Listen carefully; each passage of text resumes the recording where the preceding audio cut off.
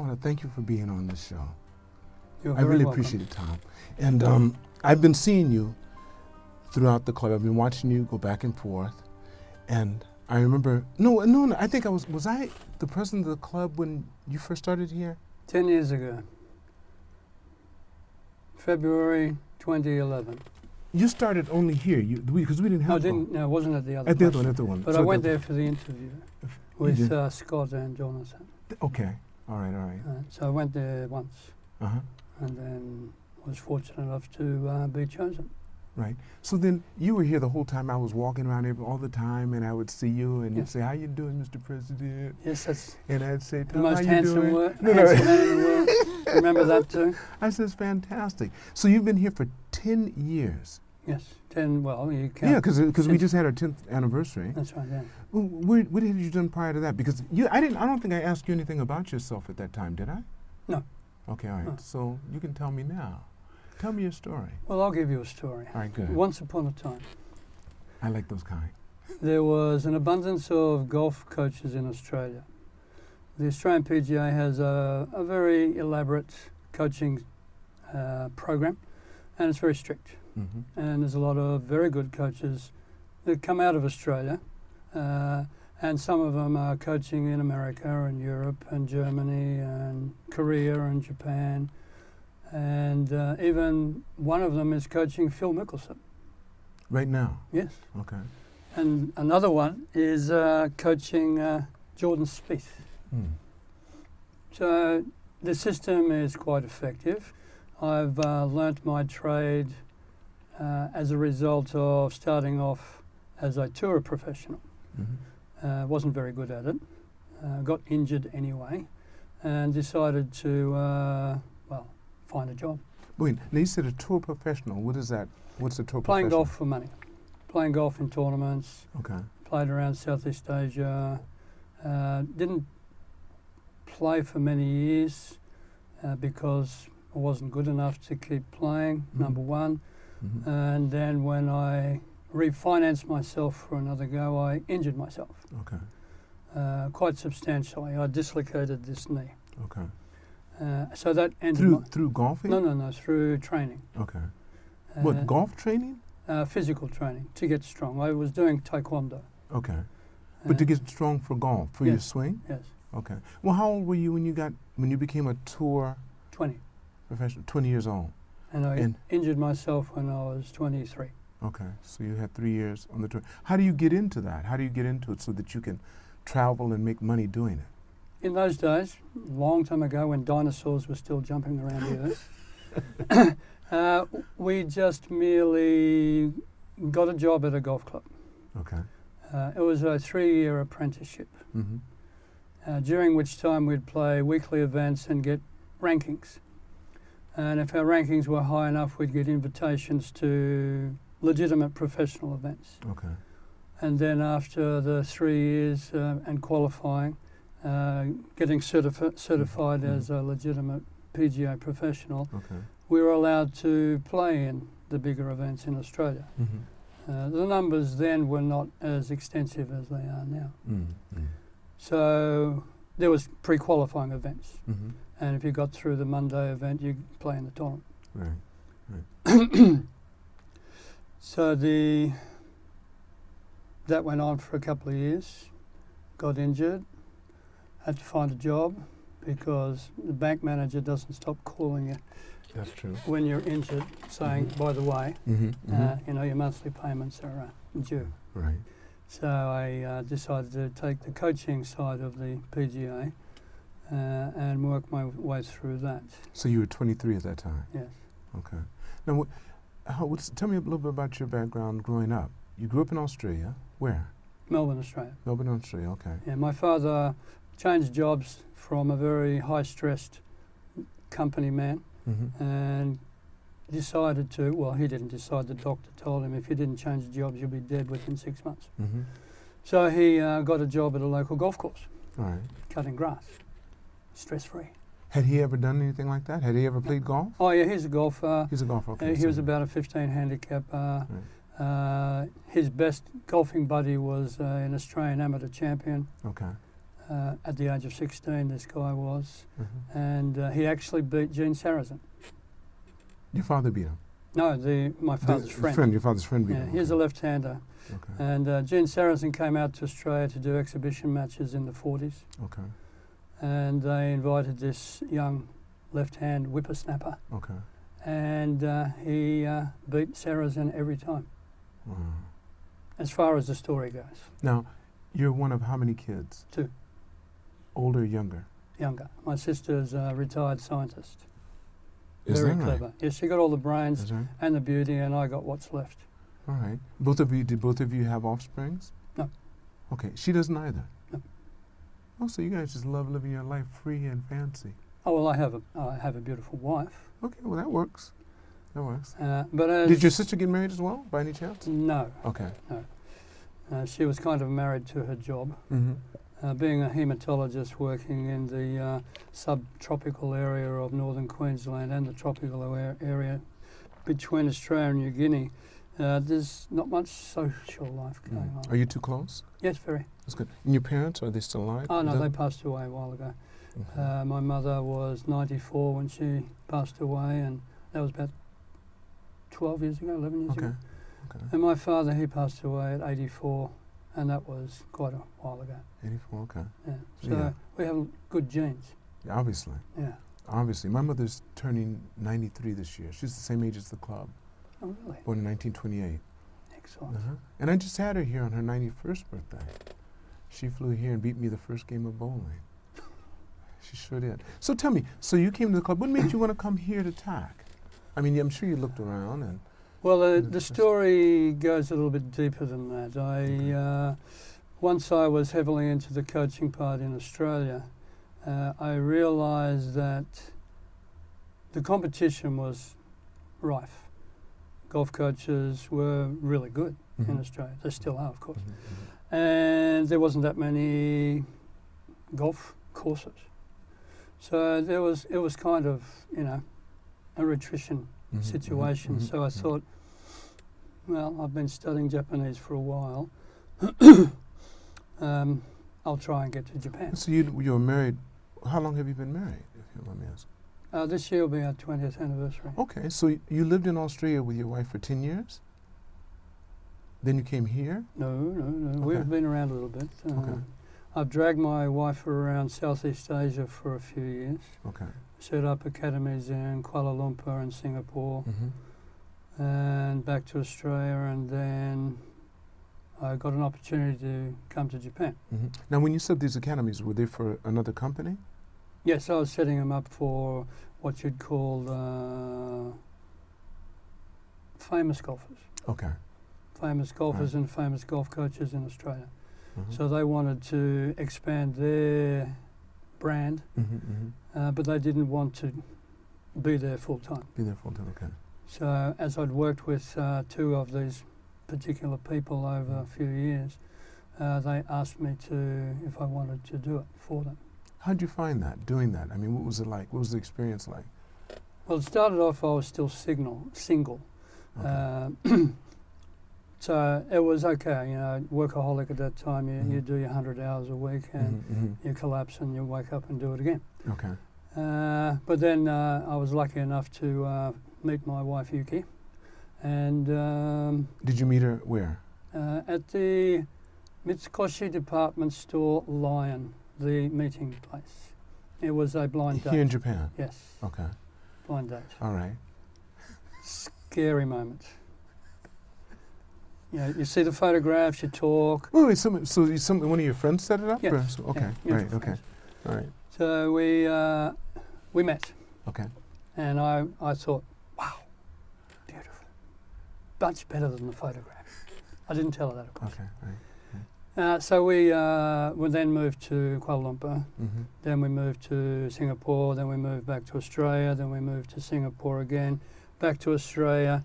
And then this offer came to come to Japan to work for Mizuno Golf. Okay. And my wife said, we're not going to move anymore, are we? She likes it here. She does like it here. But I've moved her around Southeast Asia like 6 times. So she's had enough. Okay. So we've been here now 11 years. 12 years. Right. And then a mutual friend of mine knew Scott and Jonathan. Okay. Who are the recreation director and assistant recreation Yes, director? at that time. At that time, Yeah, right. Yes. Now I know Scott's gone back to Scott's Canada. gone, right. And Jonathan's now the manager of the members. Member Services Desk, yes. Yes. That's what he's over now, yeah. Yes. So then the opportunity came for the interview, so I went to Shinagawa, and here I am. Wow. And what do you find fascinating about working here? This is the first time you worked in a private club? Yes. Okay. It's also the first time I've worked in a simulator. Okay. So both were new for you. Yes, it was. And it's probably the same first for a lot of the people that have been doing it with you. Yes. To be on a simulator. That's right. And the first one we got, I guess, is state of the art at the very beginning. That's right. It was, yeah. Yes, it was exciting times, Uh-huh. and it was hit the ground, run fast, All right. and read a lot and find out what's going on and how this machine works, and make people think you know what you're talking about. Okay. All right. So what did you like about the machine that you find would be different than actually going out on the course? It's an all-weather facility, Okay. so it's very useful during August, July, August, September. It's very good through the winter period, which gives members regularity. Okay. Otherwise, they won't have the same opportunity to go and practice enough. And as you know from your own music, if you don't practice, you forget things. That's true. That's true. So short-term memories, long-term memories, you've got to develop through certain stages. So the simulator has very good systems for doing games with kids, Okay. games with big kids, Right. adults. Right. And videos, video recording, video assessment, and I give people programs to follow.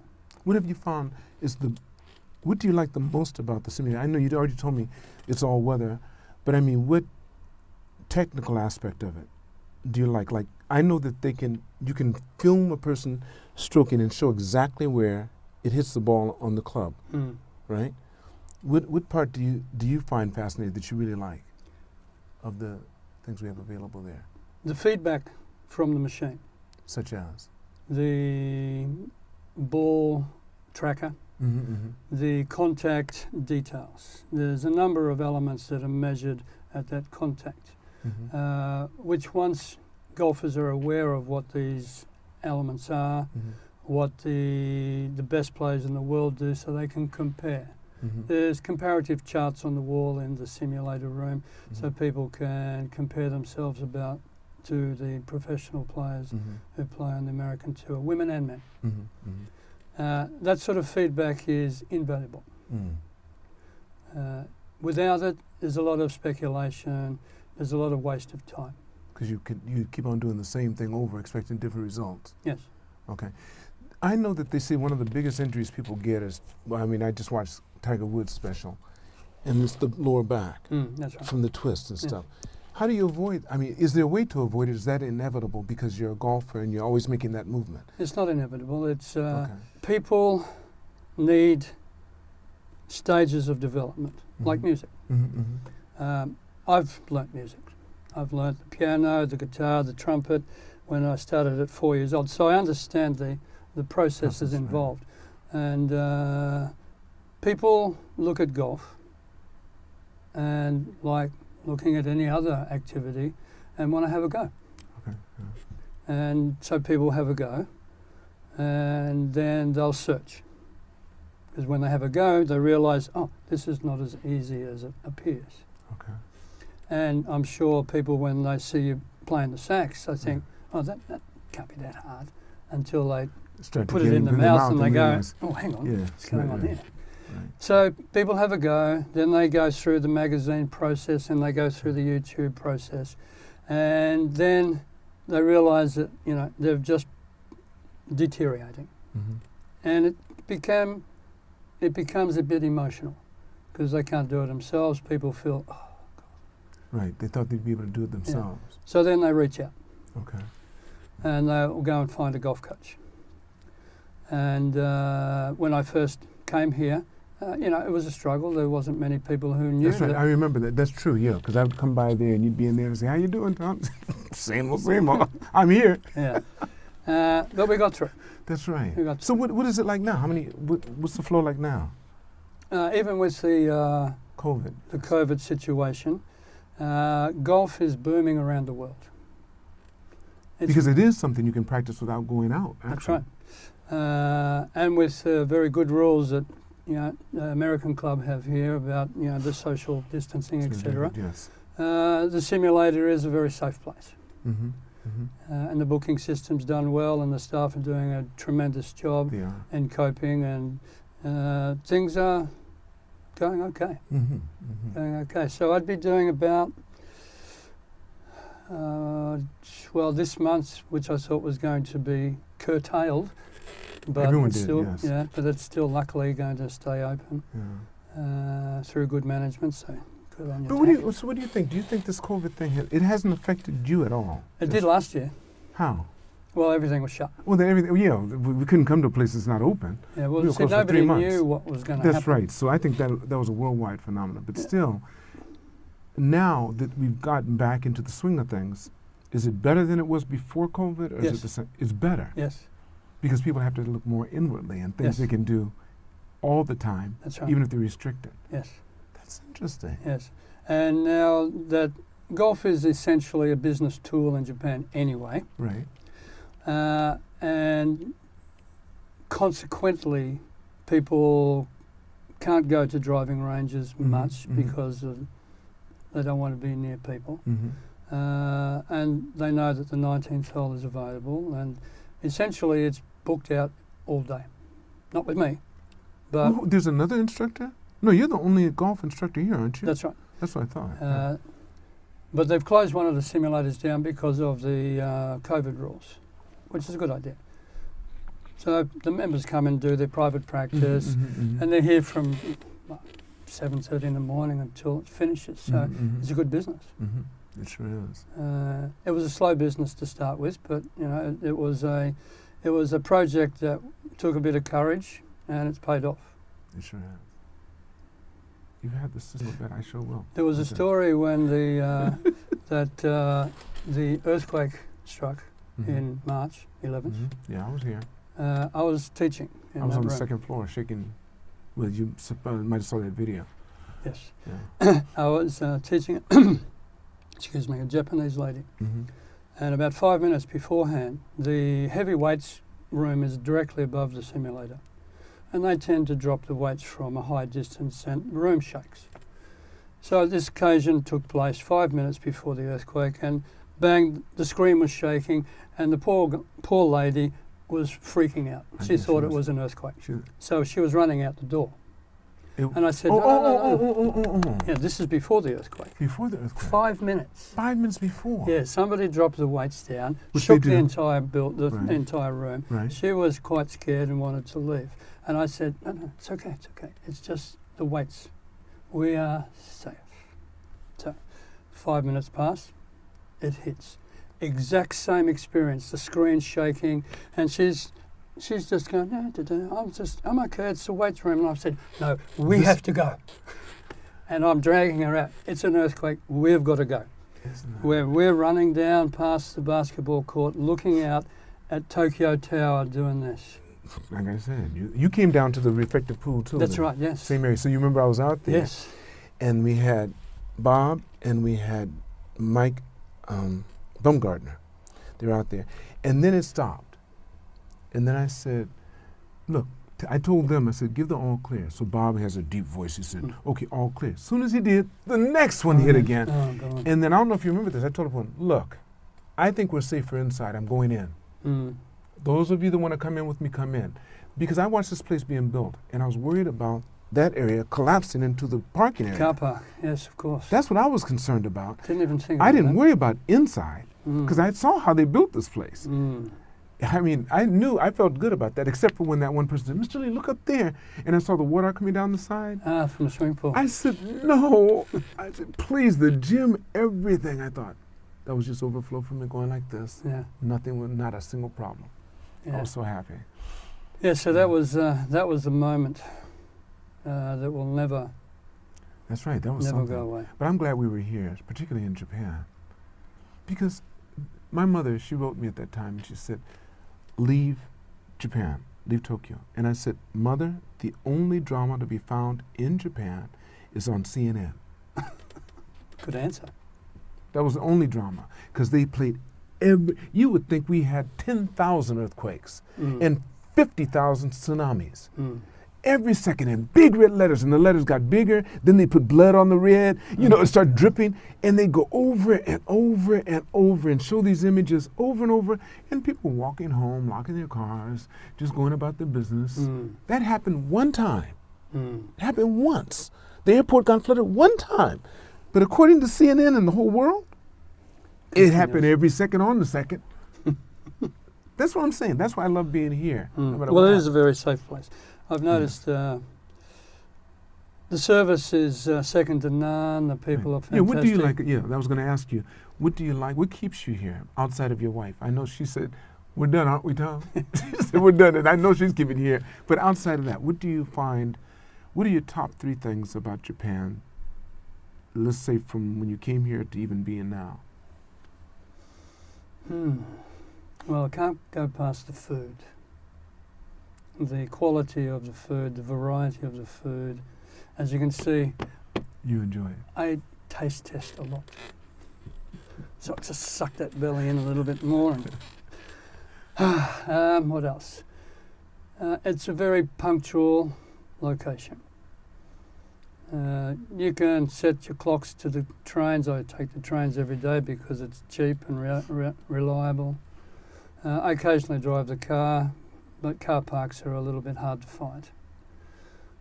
So the variety of the seasons, that's always a good thing. All 4? Yeah, when living in Singapore and Malaysia, it was like Groundhog's Day. Every day. Yeah. That's how I felt in Puerto Rico. Oh.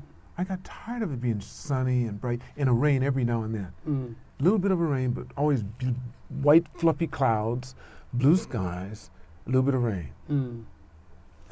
Yeah. Never got cold, and it never got cold. Well, then even in Queensland, where I ultimately have where my wife and I have a little apartment there, it's a subtropical climate, so it does get a bit cool.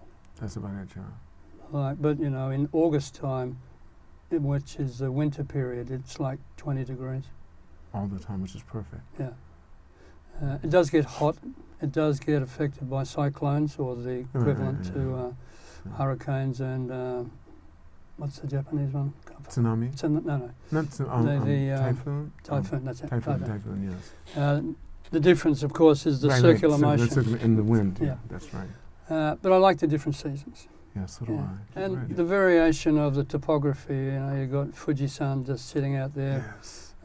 which I haven't climbed and I have no intention of climbing. Well, but then you've got Chiba. I like Chiba. Chiba's a nice place. I'm there all the time. It's on my motorcycle. Izumi, the Odakyu. No, not Odakyu. That's a train line. But that part, which is a bit south of, near Katsura. Katsura? Okay, Katsura. Yeah, I like that area. Yeah, it's nice. Yeah. It's a nice drive. I like taking my wife down the bottom of Bozoku Peninsula. Yeah, I go around there too. You like peanut butter? Yes. There's peanut butter ice cream place, and the woman there, and I go there all the time. She sells peanuts too. Yeah. It'd be a little shack there. I go there all the time. Isn't it the best? Yes. I go there. It's on the same road. I think it's on the same. It's on the same road. Yeah, a little bit further up. It's closer to. My wife down there, just for a day trip, just to buy an ice cream. That's right. Yeah, the peanut butter ice cream. Good place. And she's still there. I was so happy they're surviving this. I went there right after the big typhoon too, and saw all the blue sheets over everyone's roofs.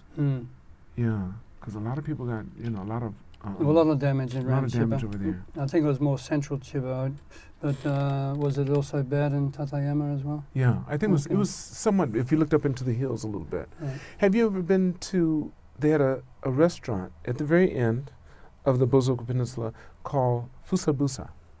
No, is that near the lighthouse? No. Is it the other side? The other side, yeah. Okay. Because I've been up to the lighthouse a couple of times too. Have you climbed up to the top and gone around? No. What are some of your plans for the future? I have a number of students at the moment who are in the midst of a journey. So it's a progressive journey of learning, improving, and it's like a cycle of events. So I finish one cycle, another cycle is already in the midst of it, and it's an ongoing thing. You see, you're doing this indefinitely? Yeah. That's how I am. I love you. Man, I like you so much, Tom. Until you take your last... Someone asked me when I'm going to retire, and I said, when I go like this, and don't take it another one. Because why wouldn't you? If you're doing what you enjoy, and you're meeting interesting people... Well, let me tell you, you should be saying this. I mean, that's my feeling about it. It's a privilege to help people. It's hard work sometimes. Because of people? Yeah, sometimes. Well, I've been there, done that.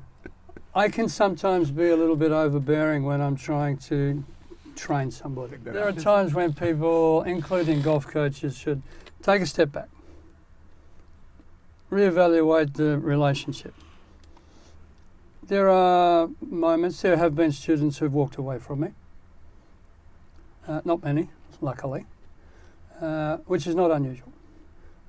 I've been to many lectures in Australia with famous coaches like Ledbetter, Hank Haney, and Australian coaches, very famous coaches. You have forums, and people say, well, have you had anybody that has quit and walked away? And they've all said yes, lots of them. It's the nature of the game. For golf, I have a template of a golf swing. I have my ideas of a golf swing, which is to avoid injury, number one. Now, that particular method that I employ has some constraints and also has some variations, meaning that not everybody's going to move the same way. Not everybody has the flexibility, not everybody has fast twitch muscles. Everybody who is a businessman generally sits on their backside for 8 hours a day, and then they come in and they want to hit a driver and want to hit it far. And I'll go, stop. Let's do some flexibility training first. Let's see what you can do first. And if you can't do this amount of flexibility, I would suggest we start with chipping. And I've had some grumbles, and I've had some, debates. Spirited debates. And on occasions I've gone, okay, there you go, have a go. But, conditional. I've suggested you not to do it. If you hurt yourself, it's your fault, not mine. Is that clear? And they go, okay, give me the pitching wedge. Chip away. So everybody has limitations. I said, but golf is not, there's not one way to play golf. We see on TV athletes. They may be fat athletes, but they're still athletes. That's right. And they're strong. And they're doing it 24/7. It's not like they come over the weekend. And I've had people coming in, I want to hit it 250 yards. I said, why? What are you doing now? 180. I said, well, can you putt well? No, I want to hit 250 yards. I said, okay. So, well, we'll try it. But I'll get my little whiteboard out and I'll do all the categories. I say, if you want to be a handicap player, if you want to shoot in certain scores, you've got to understand that golf is made up of sections. Chipping, approach shots, undulations, not just driving.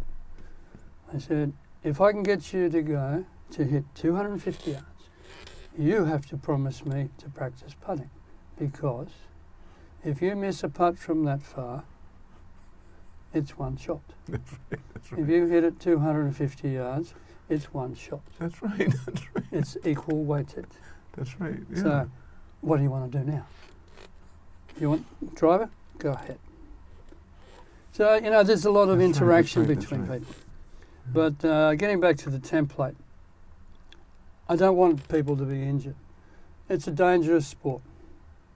There's lots of stress on joints, there's lots of stress on muscles. people will overestimate the force required to hit a golf ball. Mm-hmm. And that's potentially going to be when they injure themselves. Absolutely, So I have a questionnaire before they start. Have you ever been injured? Do you do a fitness training? Do you do a stretch training? Do you go to the gymnasium? And if it's no, no, no, no, no, I say, okay, we're going to start with chipping. And then we'll work our way up. Mm-hmm. It's a duty of care. I mean, the customers, true. members, customers. That's right, that's right. Word of mouth. And I've got to make sure that, they're not walking out in a wheelchair. Mm-hmm. Mm-hmm. If I turn my back and they start doing things when I don't know what's going on. That's right. So anyway, then when I'm teaching people, we work out certain programs, certain strategies. You're going to achieve this in a certain time frame. You'll get a certain time frame here. But that's my part. Mm-hmm. You have responsibility too. You should think about following these steps. Mm-hmm. That means you have to practice. And how you practice is how I'm going to teach you how to practice. And how often you practice is how often I will recommend you practice. And that depends upon the person. Yes. So it can vary. Yeah. Yes. So then I'll ask the person, I say you're a CEO of some company, so you're obviously a busy person. Can you practice 3 hours a day? 3 hours a week. Okay. And usually they'll say, no, I'm too busy. So, okay. Now, we just negotiated a time frame of when you want to achieve a certain score. Now we're going to renegotiate it. Because if you can't practice this amount, we can't reach this subject. We can't reach it. It's impossible. No, I can do it. I said, well, we'll try. I'll give you the chance. And prove me wrong. I'll give you a chance to prove me wrong, yeah. And we'll see how we go. So there's been a few that have walked away and never come back. Mm-hmm. Have any of them were able to actually do it the way they said and surprise you? Nobody. No one's ever been able to do that? It's too hard. All right, okay. It's too hard. It's like music. It's too hard. Yeah, it's interesting. I mean, if you don't have the right mouthing for a trumpet or a saxophone, it's not going to happen. It's not going to happen. It doesn't matter how much will you have. That's true, that's true. It's technique and time. But in golf, in particular in Japan, there's a certain misunderstanding where, and it's a generalization, not every Japanese golfer thinks this way, but there is a concept that Japanese golfers are smaller than Western golfers and therefore they can't hit it as far as Western golfers. Mm-hmm. Now that has never been proven. Okay. Rory Mcilroy is 5'10", and he's one of the longest drivers of the golf ball in the world. He would easily compete against Dustin Johnson, who is 6'5". Mm-hmm. Mm-hmm. Similar distances, so height is irrelevant. So Japanese golfers actually hit the ball very far. But for some reason, somebody has put it in print somewhere. In someone's mind that the shorter you are, the shorter the distance. Right. So I took a high school golf team to Australia to play against equivalent juniors in Australia as a competition. I did that for 3 years. A Japanese high school team? Yeah, to Australia. And they came back after their practice round and they said, they were quite shocked about playing against, first time they're playing against an Australian team or foreigners in particular. Okay, right. So it was an interesting how they communicated, like a duck and a chook. Okay, right. Both making noise and neither understanding a word. Right, so it was quite fun. So they came back after the round and they said, they don't hit very far. The Japanese talking about the Australians. And very polite too, I'm sure. Oh, yeah. But they were just really so honestly shocked. surprised, yes. Yeah. And then I said, but how close did they hit it to the flag on their second shot? And they go, really close. We were driving 30, 40, 50 yards further than them, but we couldn't get it on the green. Gotcha. These people, they said the Japanese girls and boys were so shocked at how precise, the way they were taught, and how precise the Australian juniors could get it close to the flag. On the second? On their approach shots. Yeah, second approach, yeah. I said, so I said to them, so you don't need to hit the ball further. You need to learn how to hit it closer. Gotcha. And even Tomi Nakajima, who was a very famous Japanese professional, when he was spending time as a reporter in America, he came back and made an article about the difference between Japanese pros and American pros, or people playing on the American tour. And he said the difference in the comments was the Japanese players were always boasting about how far they could hit it. And the American people were boasting about how close they can hit it. Get to the, yeah, right. And that was what Tomi Nakajima said in a rather long article, which I've condensed to about a sentence. But they're still there. I mean, people still want... I get 80-year-olds wanting to hit it 200 yards. Everyone hears that drive. They hear about Tiger Woods hitting 300 yards, and everybody wants to be a Tiger Woods. And they think that. Yeah. Well, see, they say, wait, I've heard all kinds of things, but they say you drive for show. And putt for dough. That's right. Yeah, I guess you know them all, so I can't. Right. Yes, so but what about this saying, too? Because I play golf, and I'm not bad. You know, I'm not bad. I can... If I get to 100, I'm good. I feel if I break 100 or hit around 100, I'm okay on an 18 hole. You know, because it was usually par 79 or par 72. 72, right? Yeah. So if I get to 100, I'm not bad. But what I find is every time I swing, someone told me I swing as if I were a female, the way they would swing. I don't try to hit it hard. I just try to let the club do what it does and let it hit.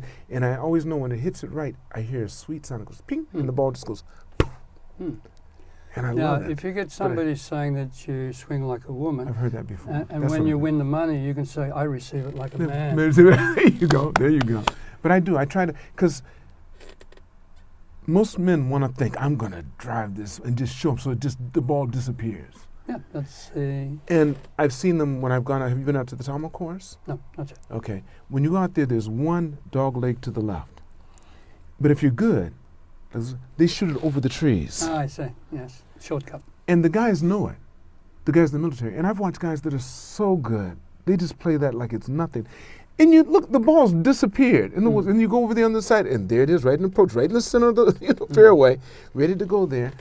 But I still take my time when I'm going through and those are my best games. But whenever I force it, and every now and then your ego comes and says, nail this one.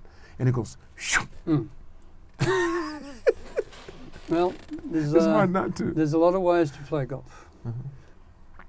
Hitting the ball well is a dream, but one of the most famous sports psychiatrists wrote a book which was titled, Golf is not a game of perfect. It's a game of misses. And the best players in the world hit some really, really awful golf shots. And if you want to look on the YouTube, you'll find US PGA Tours bad shots. And there's an abundance of them. And everyone that plays is in it. Yes. Yeah. Yes. All the best players in the world are hitting bad shots. So it's how you recover. It's how where your head is. Yeah. Like music, if you miss a note, you don't freak out.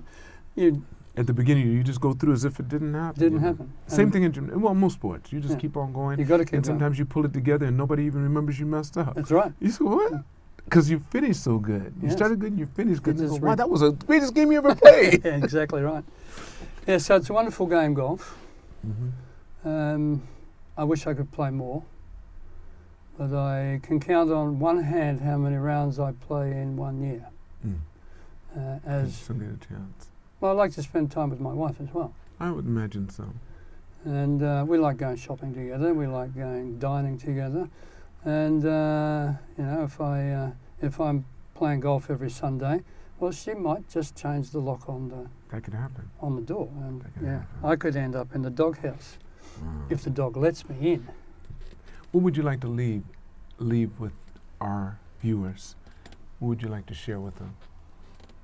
Plan very carefully about golf, what you want to do. Be very brutally honest about yourself. Write it down. You don't have to tell anybody. Write it down. Assessments are very important. Physical assessments. Get a trainer. Businessmen need trainers. Businessmen are too busy being businessmen. And women. And women too. Sorry That's about that. I should not. But that's our age. That's our age showing. That's all. So, physical training is a requirement. Mental training is a requirement. Concentration skills are required. Strategic planning is associated with your abilities. Not what you want to do, what you can do is how you play golf now. Then you make a list of things you want to do. And then you go and find a way to do it. And if you want to hit the ball further, well, you've got to look at your equipment as well. But that does make a difference now. It does. It always has. What's some of the better golf clubs? Look, every manufacturer has your top range, mid-range, and low range. So there are some beautifully crafted golf clubs in Japan.